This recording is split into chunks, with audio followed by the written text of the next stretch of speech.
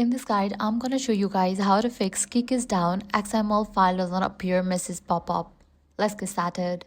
First, refresh the Kik website by pressing Ctrl plus F5 or Windows or Command plus Shift plus R on Mac. This forces the browser to reload the page instead of using an older cached version. Next, open Kik in an incognito or private window.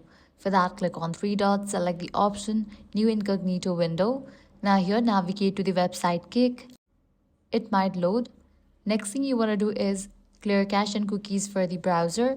So go ahead and click on three dots, navigate to the option settings, head over to this section privacy and security, click on the option delete browsing data. Here check in for all these options, select the time range, click on delete data and confirm it. Likewise, ensure the browser is up to date. If any updates are available for your browser, just update it. Then head over to the section extension. If you found out any ad blockers, privacy tools, or VPNs enabled, disable it. Next, check the server status. For that, launch your preferred browser, type in Kik server status and search for it. Now head over to the website down detector. If you found out any outages over here, you will need to wait until the problem will be restored from the end. Likewise, try restarting your internet connection as well.